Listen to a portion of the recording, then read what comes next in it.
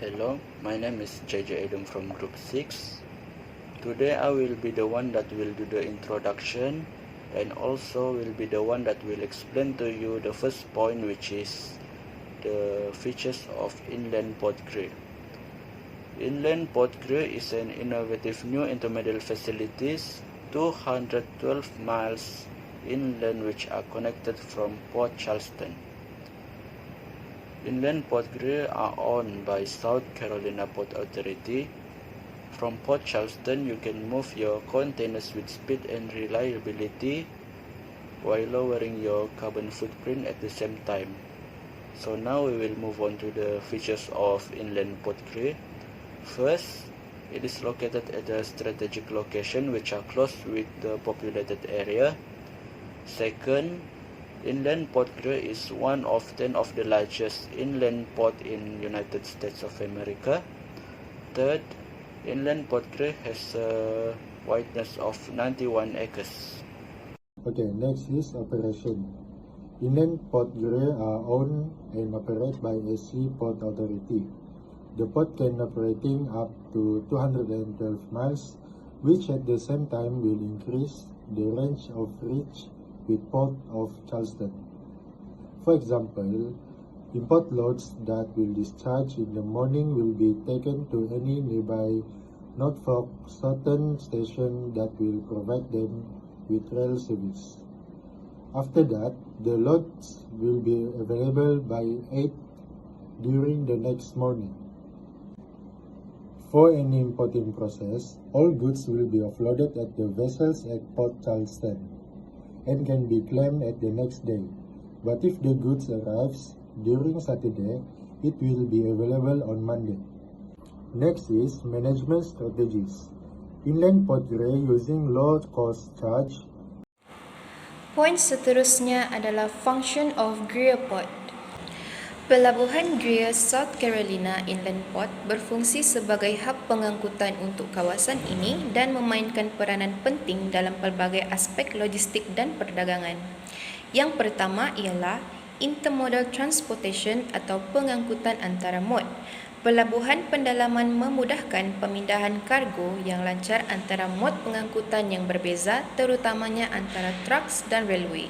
Sistem pengangkutan antara mod ini membolehkan pergerakan barangan yang cekap dari kapal ke pelabuhan pendalaman dan pengedaran selanjutnya ke pelbagai destinasi. Ia mengurangkan pergantungan pada truk jarak jauh dan kesesakan yang berkaitan di lebuh raya. Kedua, cargo handling atau pengendalian kargo.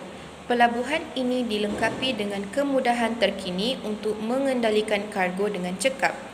Ini termasuk peralatan pengendalian kontena, kren dan jentera khusus untuk memuat dan memunggah kontena dan barangan lain daripada railway dan trucks. Pengendalian kargo yang berkesan memastikan penghantaran dipindahkan, masuk dan keluar dari pelabuhan dengan cepat dan selamat. Yang ketiga, storage and warehousing atau penyimpanan dan pergudangan. Pelabuhan pendalaman biasanya menawarkan perkhidmatan storage dan warehouse untuk menampung pelbagai jenis kargo. Ini termasuk pilihan penyimpanan jangka pendek dan jangka panjang untuk barang dalam transit.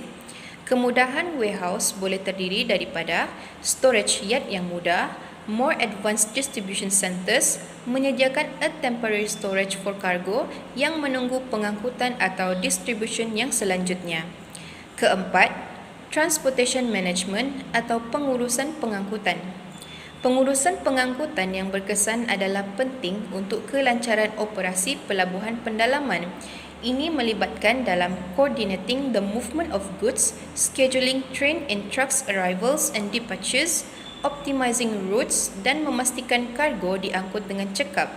Sistem pengurusan pengangkutan atau Transportation Management System (TMS) and Logistics Software sering digunakan untuk menjejak penghantaran, menguruskan inventory dan menyelaraskan aliran barang masuk dan keluar dari pelabuhan. Pelabuhan Greer South Carolina Inland Port ialah laluan penting dalam supply chain, memudahkan pemindahan kargo yang cekap antara mod pengangkutan yang berbeza, menawarkan perkhidmatan, pengendalian dan penyimpanan kargo dan mengurus proses pengangkutan untuk memastikan ketepatan masa dan kos pergerakan barangan yang berkesan. Poin seterusnya adalah ship services provided by Port Greer. Pelabuhan Greer South Carolina Inland Port tidak menggunakan mana-mana ship services yang disediakan seperti pelabuhan lain. Namun, Inland Port menyediakan beberapa kemudahan kepada customer apabila tiba di port mereka seperti warehouse dan cargo handling. Yang pertama adalah warehouse. Pelanggan boleh memilih daripada pelbagai pilihan storage berdasarkan keperluan khusus mereka. Ini mungkin termasuk kawasan penyimpanan terbuka untuk kargo pukal, kawasan kontena untuk kargo dan kemudahan pergudangan tertutup untuk barang yang memerlukan perlindungan. Pelabuhan seperti Port Greer South Carolina ini biasanya menyediakan perkhidmatan pengurusan inventory untuk membantu pelanggan menjejaki kargo mereka. Involves in real-time tracking system, barcode scanning atau kaedah kawalan inventory lain untuk memastikan pemantauan dan pengurusan barangan yang tepat. Pelanggan boleh menempah ruang gudang dan perkhidmatan pengendalian kargo lebih awal. Pelabuhan biasanya menyediakan secara interface atau melalui sistem mereka untuk pelanggan menjadualkan pergerakan dan pengendalian kargo mereka, membolehkan perancangan dan peruntukan sumber yang cekap. Kedua ialah cargo handling. Pelabuhan ini dilengkapi dengan peralatan pengendalian kargo khusus termasuk RTG iaitu Rubber Tired Gantry, top lifters and empty handlers untuk memuatkan dan memunggah kargo dengan cekap dari truk dan kereta api. Ini memastikan kargo dikendalikan dengan selamat dan cekap. Pada dasarnya, Pelabuhan Greer South Carolina Inland Port menguruskan operasi pengendalian gudang dan kargonya dengan menawarkan pelbagai perkhidmatan dan penyelesaian untuk memenuhi pelbagai keperluan pelanggannya, memastikan pergerakan dan penyimpanan barangan yang selamat, cekap dan selamat dalam kemudahan pelabuhan mereka. Assalamualaikum dan hai. Saya Muhammad Yafa bin Ali Hussein dari kelas DLS 4A, nombor matriks 07 DLS 21F2044. Saya akan menerangkan poin yang pertama, yaitu dari segi reka bentuk. Ada terdapat beberapa faktor untuk dititik beratkan, tetapi saya hanya boleh memberikan 2 poin kerana kami menggunakan inland port. Yang pertama, alignment and width of approach of sea and ports in entrance. Dan yang kedua, physical environment. Untuk alignment dan width of approach of sea and port entrance, amat penting untuk kita mengetahui susur alur untuk sesebuah kapal itu berlabuh di pelabuhan.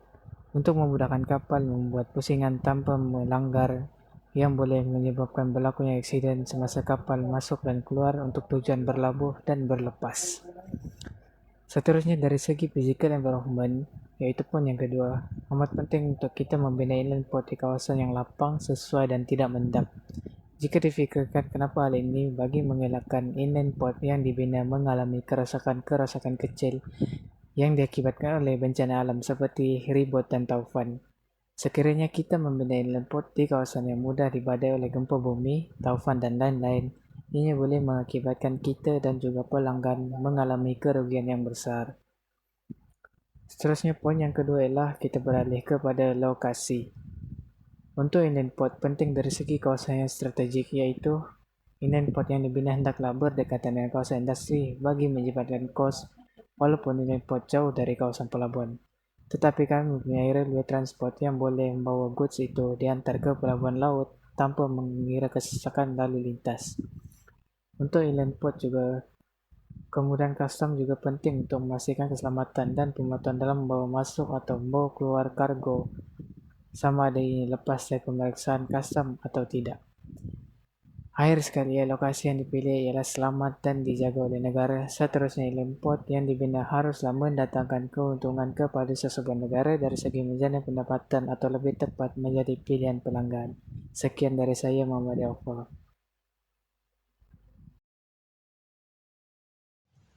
Assalamualaikum. My name is Muhammad Faizal bin Sarudin. My metric number is 07DLS21F2024. So today I'm gonna talk about the cargo handling equipment and basic facilities that provide in inland port. So what is cargo handling equipment?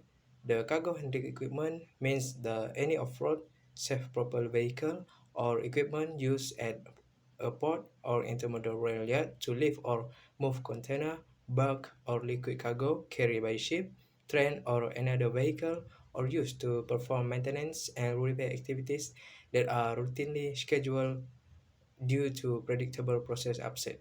So, this inland port offer container and handling equipment and storage facility such as a crane, container yards, and also a forklift to manage cargo efficiently.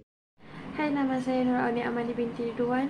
Nombor metrik saya adalah 07 DLS 21F2036. Okey, baiklah. Untuk poin saya kali ini, saya akan bincang kepada faktor-faktor yang kita perlu titik beratkan sebelum membuat sesuatu port ataupun lebih tepat bagi camp punya tajuk ialah inland port. Okey, inland port seperti yang kita tahu ialah inland dengan kawasan lapang untuk menyimpan kontainer-kontainer ataupun untuk menyimpan goods.